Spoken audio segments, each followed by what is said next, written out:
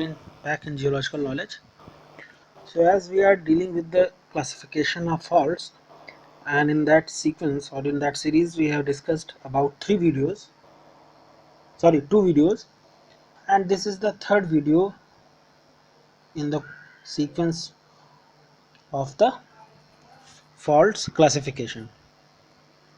So in previous two videos we have discussed about the basis of the classification on which the faults have been classified, and also we have discussed some important and some basic faults like normal fault, reverse fault, thrust faults. Okay, and those discussions are very important, and if you have not watched that video, you can watch the videos from the channel's link or provided in the description box, or you can go into the channel's playlist and from there you can watch the videos. Okay, so let's start our today's discussion, and this is the third part in sequence of the classification of faults. And the first question is the phenomena not associated with the imbricate pattern or the imbricate structures is, means which phenomena is not associated with the imbricate structures. Series of the thrust blocks occur in close proximity, or the thrust blocks are piled up one above another, or the all fault surfaces dips in the same direction, or thrust blocks are not piled up one above another. Okay, so as you can guess from the sequences or from the alternatives provided, that B and D option is this just opposite, means either B is wrong or D is wrong. Okay, so it's quite easy for you to pick out the wrong statement, because A and C, these two will be true, and B and D, in these two options you have to choose which one is right and which one is wrong. So you can pinpoint which one is wrong and right only when you know about the imbricate pattern or the imbricate structures, that how they are formed and what are they called as. So what happens that when a series of thrust faults, they occur in with the close proximity. So thrust blocks are piled up one and above another because of the intense faulting. In the close proximity, the thrust blocks, they are piled up one above another, and all fault surfaces dips in the same direction. It's compulsion that the all fault surface will dip in the same direction because they have piled up in the close proximity one above another. Okay, and due to the consequences, the resulting interesting feature is known as the imbricate structure. So now you can point out that option D, that thrust blocks are not piled up one above another, that is the right answer. Option D is right. Next one is, in the Himalayan mountains, many well defined nappe zones have been recognized. Okay, so here a statement has been given and you have to uh, pick one, the which one is false and which one is the right. So what is given here, that the Himalayan mountains many well defined nappe zones have been found. So this is absolutely and 100% true. In the Himalayan mountains, many well defined nappe zones have been recognized, among which may be mentioned the famous Kashmir nappe or the nappe zone of Shimla Himalayas, and the nappe of the Garhwal Himalaya. Okay, and in the previous video when we were discussing about the reverse faulting, when we were discussing about the thrust faults, so we have discussed that during the overthrusting process, the sheets of rocks that have moved forward along the thrust plane, these planes are known as nappe. Okay, and when they are isolated form, so isolated forms of the overthrust rocks, mass resting on the underlying strata is known as the nappe outlier or the clippe. Okay, so option 2 is, sorry, question number B, that is true, option A. Third one is, most common term used for strike slip fault is, slip fault, transform fault, translational fault, or the hinge fault. So that is the transform fault. There are some other terms used for strike slip faults such as lateral faults, transverse faults, or the wrench fault and the transform fault. So you have to keep in mind that the other names of strike slip fault, because sometimes strike slip fault will not be given in the answer, and the remaining three names, the lateral faults, transverse faults, wrench faults, as well as the transform fault can be given. So you will have to keep in mind the other names, and of these the transform faults are very common and denotes the strike slip faults especially developed in oceanic ridges.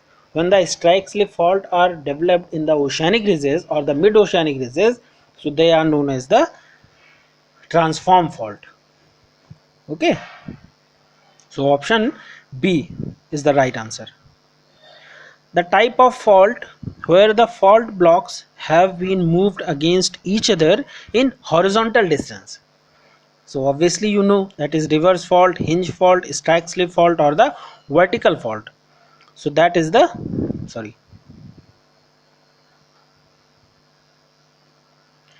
that is the C option. That is strike slip fault. Okay. So what happens in strike slip fault?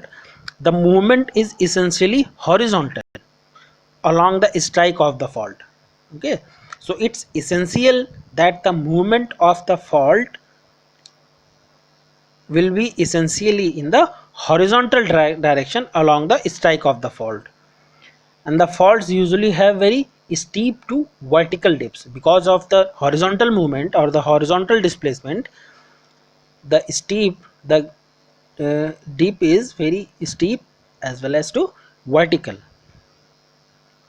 So strike slip faults are defined as the fault in which the fault blocks have moved against each other in essentially horizontal direction, as we have discussed, and the fault plane is almost vertical and net slip may be measured in great distances. Okay, which fault is developed in oceanic ridges?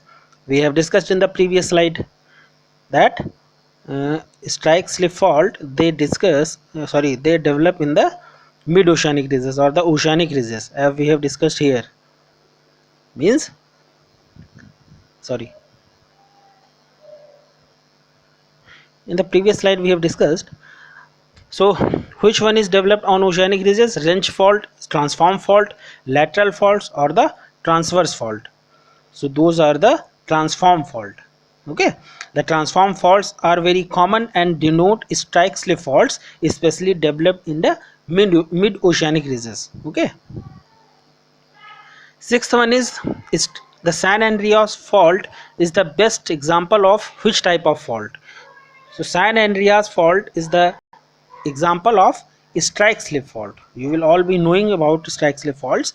The best example is strike slip fault is the San Andreas fault in the California. Okay, it extends for almost about 1000 kilometer in northwest southeast direction. Okay, northwest southeast direction. You have to also remember the direction, that is northwest to southeast. Okay, in the California. In the given figure you have to identify the type of faults from the figure below. Okay, as you can see in the diagram, that is hanging wall is there and the foot wall is there, and just because of the position or the its situation, that where it is situated in the hanging wall side or the foot wall side, so you have to identify the type of fault it is: vertical fault, reverse fault, strike slip fault, or the hinge faults.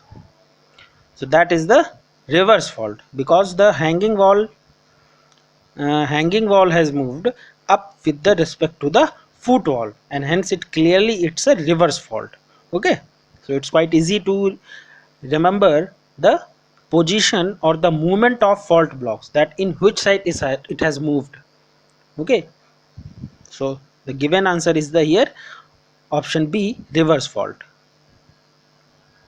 If the left block appears to have moved down towards the observer, then which type of fault does it belongs to. Okay, so strike slip faults, they are further distinguished into two types. First one is the right-handed or the left-handed strike slip fault, as well as the left-handed strike slip faults. And the classification or the basis of classification is that depends on the direction of the movement of the block with respect to the observer. Okay, that with respect to the observer, the block has moved in which direction, in the right hand direction, or the left hand side. So on that basis this fault will be identified. It's a left-handed fault if the left block appears to have moved, okay, towards the observer, and the right-handed fault if the right block seems to have moved towards the observer. So it's quite easy to identify just the from the position of observer that the left hand side it had moved or the right hand side it has moved. So option A is the left-handed. Ninth one is, what are the pivotal faults called? Okay, reverse fault, radial fault, hinge fault, or the normal faults. So pivotal faults are also known as the hinge type of faults. Okay, and it's a type of rotational fault. So pivotal fault, these faults are caused because of the rotational stresses, and the movement involved is mainly rotational type. Okay, hinge fault is characterized by a movement of the disrupted blocks along with a medial point that is known as the hinge point. So the correct answer is the hinge point. That is the another name for the pivotal faults. 10th one is, the movement of blocks in hinge fault is. We have discussed it in the previous lecture or the previous video, previous question, that is the translational, rotational, or the lateral and sliding. So that is the rotational type. The movement is in hinge fault is rotational rather than translational. Okay, and the last question of this discussion, that is the which is the rare type of the fault: vertical fault, reverse fault, thrust fault, or the hinge fault. So if we talk about the rare type of fault, so that is the hinge fault, because in order to a fault to be a hinge fault, the the movement should be rotational stresses, because of the rotational stresses rather than the translational stresses. Okay, so because of that rotational movement, the rotational stresses, it's rare type of fault. It doesn't occur everywhere. In hinge fault, the amount of displacement increases away from the hinge point. As we move away from the hinge points, the displacement increases in the rotational type of faults. So these are the rather rare type of faults. So that was our discussion about the classification of faults, and in this series we have discussed about two to three videos, and which are very important for you to remember the basis of the classification and some important faults which are very important for the exam point of view, and the movement of blocks, that in which direction movement is taking place: right hand side, left hand side, up throw side, or the down throw side. Okay, so that is quite important to remember the type of movement for the exam perspective. Okay, thank you.